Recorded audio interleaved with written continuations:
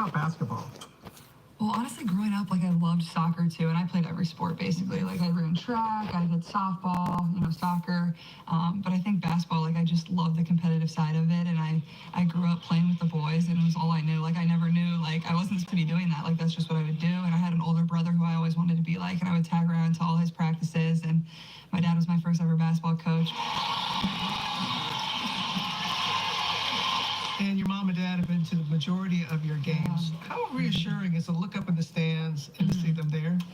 Yeah, and that's like one of the main reasons I came here is like I wanted my family to be able to be at games. Before every game, I look at my dad and I give him a nod. He gives me a nod, and then I go out there and get ready for the tip. And I think it just speaks to the bond I've had, especially with my dad over the course of my basketball upbringing. He was my first ever coach, and he was one that played basketball in college, but for as fiery and as competitive as I am, you would think my parents are the same way, but like my dad is the most person on planet Earth, and like he's been so supportive of me and my biggest fan. And the same goes for my mom. She definitely gets way more nervous for me and doesn't have the basketball like upbringing as much, but like she just wants me to do so well. She gets so nervous, but I'm just so fortunate and lucky to have two parents that support me so much. As a high schooler, Clark clinching a spot on Team USA's youth squad, winning 3 gold medals on the global stage. And it's escaping Clark. But recounts a humbling setback that turned into a major comeback, a parallel to another basketball icon. But I remember when you were a rising junior, they didn't put you on the team. Yeah. And that seemed to fire you up, just like it did Jordan when he didn't make the varsity team. I went to try out the next year. And honestly, I hurt my pinky during training camp, but like I kept playing, like I was fine, but also I just played really bad. I didn't deserve to be on the team. So I think honestly, like that's one of the lowest points of my basketball career is like you're on the team the previous year, you win a gold medal, and then you go back to try out with all your teammates from the prior year and you don't make the team. But I think it really allowed me to like find another fire. And I think it just pushed me to work even harder and get better and, want to prove people wrong. Now with millions of eyes glued to her, the 22-year-old says she is not afraid of the pressure. To be honest, I don't get nervous for games because like, I just know like, this is fun for me. Like, I know I'm on the court with 4 other people that I can always rely on. Not every game I'm going to shoot perfect, but I think that's a lot different from how I was as a freshman and sophomore. I think that's kind of how I've evolved over the last 4 years is, I understand this game is fun. I understand it's just a game, and it's not who I am. It's just like what I love to do, what I've always loved to do. I want to talk a little bit more about that because I get nervous for you. And you're not, because I'm thinking about all the attention. People are watching the game like they've never watched it before, and you've delivered game after game after game after game. How do you take on that pressure and just seem to thrive in it? Well, I don't think anybody gets more nervous than my own mother. More than anything. My brothers tell me, like, they're like, I can't stand being by her. Like, she gets so nervous, which is so cute. She just wants me to do so well. Honestly, like, I think I would probably say I was a lot different my freshman and sophomore year. But I think, honestly, my freshman year, I didn't play in front of fans. So I think that almost was an advantage for me. Like, I had a year of college basketball under my belt before I even played in front of a crowd. And then going into my sophomore year, I knew the game really well. It was almost just adding the fans on top of that. So I think that was honestly very helpful for myself. But, I mean, this is what I dreamed of. Like, I dreamed of playing in front of these types of crowds and these type of environments. During every national anthem or every pregame, like, I just try to take a deep breath and look around and soak in the environment because it seriously never gets old. It's never anything you take for granted.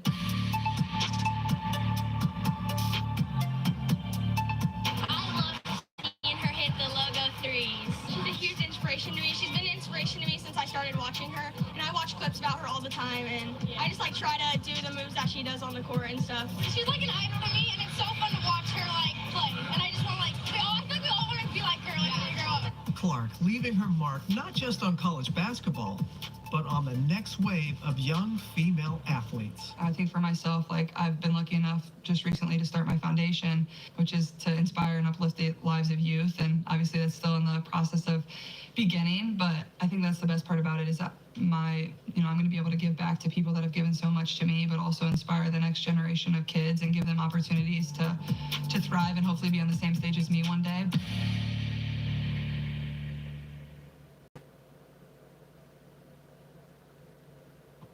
Perfect day for a family outing.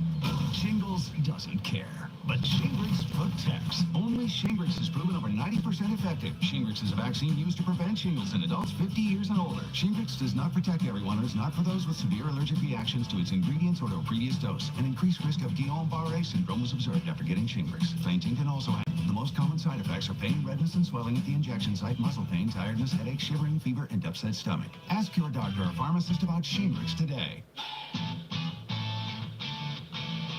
Kids won't be kids forever.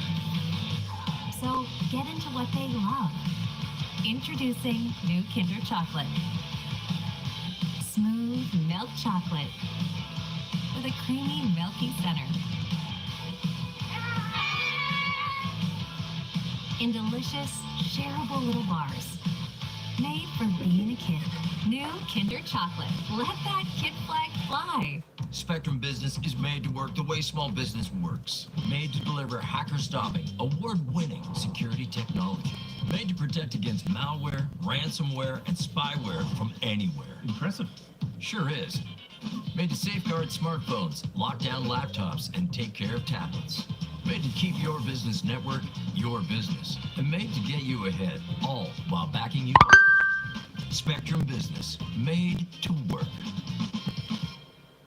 At Drive Time, we made this 30-second ad to show all of you and you that in as little as 30 seconds, you can start shopping thousands of cars and customize your payments to fit your budget all on your phone. Now with no hit to your credit when you shop online. Wait, no credit hit. Now when you shop online with DriveTime.com, you can do a lot in a little time. Like I can shop thousands of cars and customize my payments without impacting my credit. Yeah, it's that easy. Ooh, I like this one. No, I like this one. Go to DriveTime.com and do a lot in not a lot of time. Liberty Mutual customized my car insurance and I saved hundreds. That's great. I know, I've been telling everyone. Liberty. Liberty. How many people did you tell? Only pay for what you need. Liberty, liberty, liberty. Liberty.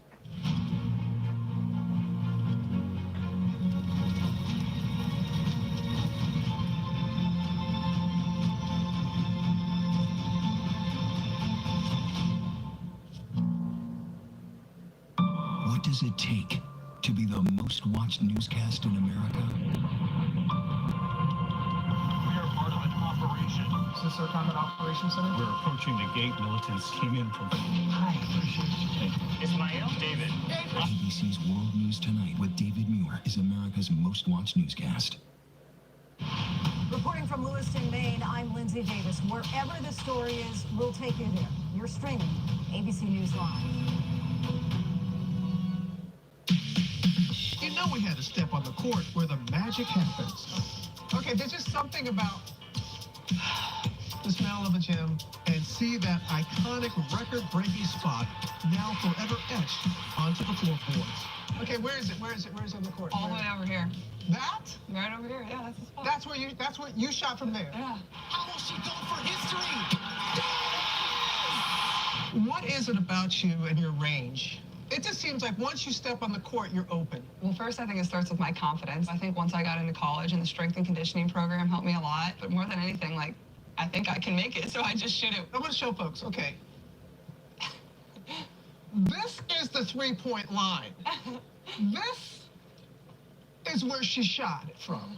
You see that? You see the difference? And that's half court. She's closer to half court. She go for history. Not only do you have a place in the record books, you have a place on that court.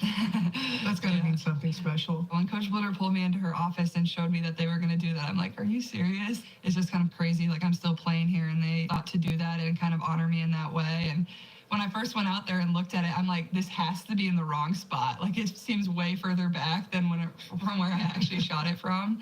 But it's super special. I think it just shows like a moment in time that was a piece of history, but also all the hours and hard work that went into, you know, that becoming a reality for myself and my team.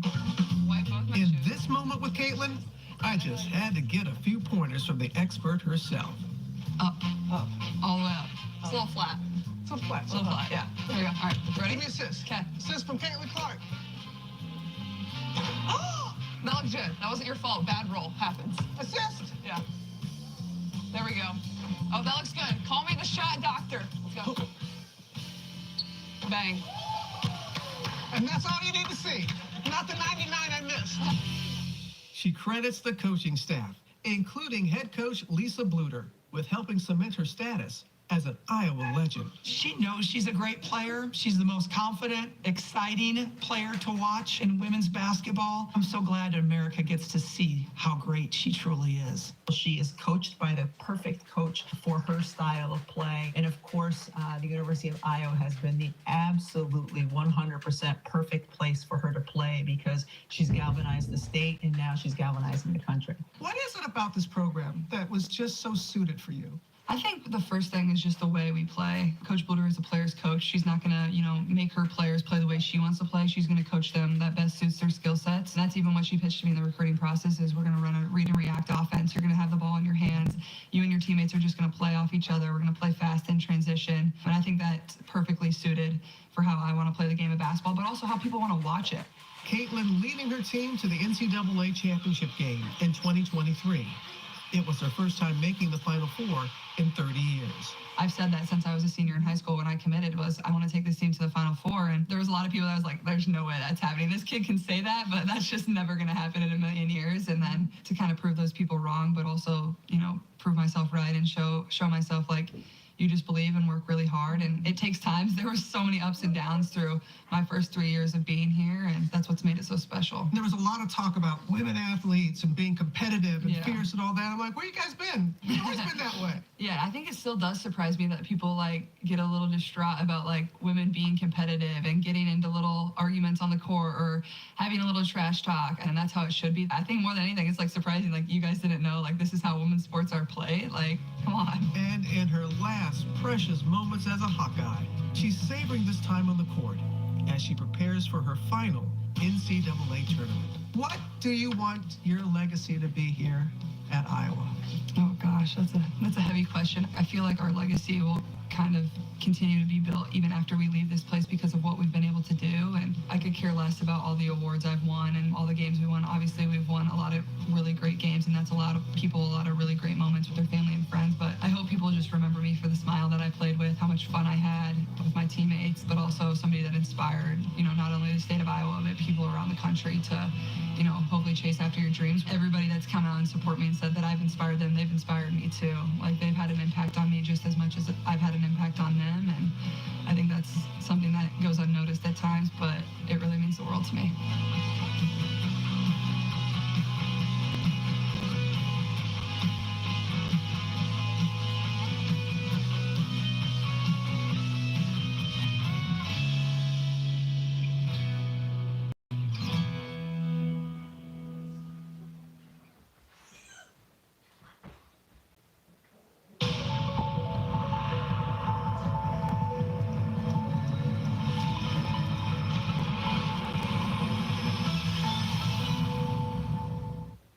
I love your dress.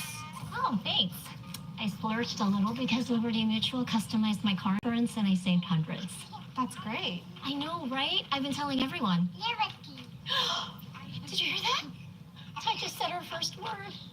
Can you say mama? Liberty. Can you say auntie? Liberty. How many people did you tell? Only pay for what you need. Liberty, liberty, liberty. Liberty. A perfect day for a family outing. Shingles doesn't care, but Shingrix protects. Only Shingrix is proven over 90% effective. Shingrix is a vaccine used to prevent shingles in adults 50 years and older. Shingrix does not protect everyone and is not for those with severe allergic reactions to its ingredients or to a previous dose. An increased risk of Guillain-Barré syndrome was observed after getting Shingrix. Fainting can also happen. The most common side effects are pain, redness, and swelling at the injection site, muscle pain, tiredness, headache, shivering, fever, and upset stomach. Ask your doctor or pharmacist about Shingrix today. What readings happen? Hi, cutie. Yeah, that's not good. Happen. Huge things happen. Home happens. Be there with Ring. Learn more at ring.com. When inspiration strikes, snap it. And within seconds, Amazon Lens will show you a list of similar styles to shop from. Your new look is right at your fingertips. Snap it, shop it with Amazon Lens. This is ABC News Live. The crushing of families. On the ground in Ukraine. ABC News Live, America's #1 streaming news. Anytime, anywhere. Streaming 24/7, straight to you for free. Thank you for making ABC News Live America's #1 streaming news. I'm Aaron Katursky in Rochester, New York. Wherever the story is, we'll take you there. You're streaming ABC News Live. Tonight, several developing stories as we come on the air. Former President Trump doubling down on his controversial comments. Republicans forced to defend him. Meta reportedly under Justice Department scrutiny over alleged profits from the sale of illicit drugs. And New Mexico police close in on a suspect in the killing of a state trooper. First tonight, the battle for the White House. President Biden slamming former President Trump after Trump said there would be a, quote, bloodbath if he didn't win. Trump's campaign says he was talking about the auto industry. The current president arguing democracy and freedom are under attack. Trump doubling down, defending his controversial rhetoric about immigrants. Our team standing by. The dramatic capture in New Mexico. A suspect wanted in the killing of a state trooper who had stopped to help him on the side of the road. That suspect also a person of interest in the death of a paramedic in South Carolina. The stunning details on what led to his capture and who tipped off police.